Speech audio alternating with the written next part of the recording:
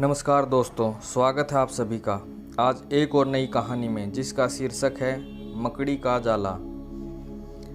तो आइए शुरू करते हैं कहानी। शहर के एक बड़े संग्रहालय के बेसमेंट में कई पेंटिंग्स रखी हुई थी। ये वे पेंटिंग्स थी जिन्हें प्रदर्शनी कक्ष में स्थान नहीं मिला था। लंबे समय से बेसमेंट में पड़ी पेंटिंग्स पर मकड़ियों ने जाला बना रखा था। बेसमेंट के कोने में पड़ी एक पेंटिंग पर एक मकड़ी ने बड़ी ही मेहनत से बड़ा सा जाला बुना हुआ था।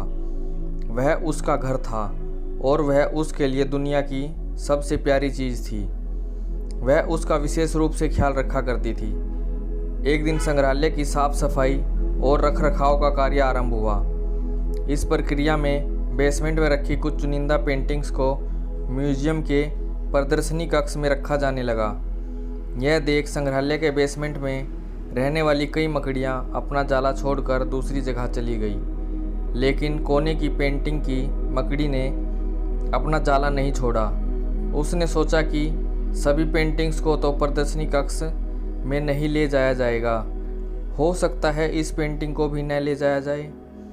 कुछ समय बीतने के बाद बेसमेंट से और अधिक पेंटिंग्स उठाई जाने लगी, लेकिन तब भी मकड़ी ने सोचा कि ये मेरे रहने की सबसे अच्छी जगह है, इससे बेहतर जगह मुझे कहाँ मिल पाएगी। वह अपना घर छोड़ने को तैयार नहीं थी, इसलिए उसने अपना जाला नहीं छोड़ा। लेकिन एक सुबह संग्रहालय के कर्मचारी उस कोने में रखी पेंटिंग को उठाकर ले जाने लगे। अब मकड़ी के पास अपना जाला छोड़कर जाने के अतिरिक्त कोई विकल्प नहीं था। जाला न छोड़ने की स्थिति में वह मारी जाती। बुझे मन से उसने इतनी मेहनत से बनाया अपना जाला छोड़ दिया। संग्रहालय से बाहर निकलने के बाद वह कई दिनों तक इधर उधर भटकती रही। कई परेशानियों से उसे दो चार होना पड़ा। वह बड़ी दुखी रहा करती थी कि उसका खूबसूरत घर भगवान ने उससे छीन लिया और उसे इस मुसीबत में ढकेल दिया। वह संग्रहालय के अपने पुराने घर के बारे में सोचकर और दुखी हो जाती थी कि उससे अच्छा स्थान अब उसे कभी हासिल नहीं होगा।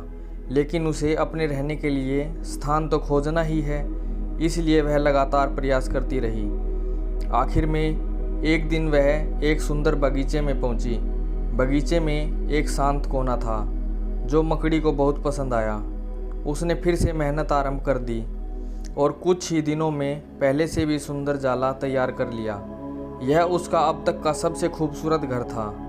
अब वह खुश थी कि जो हुआ अच्छा ही हुआ, अन्यथा वह इतने सुंदर स्थान पर इतने सुंदर घर में कभी नहीं रह पाती।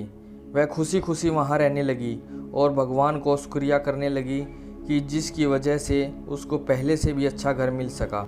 अगर आपको कहानी अच्छी लगी हो तो कहानी को लाइक कीजिए। धन्यवाद।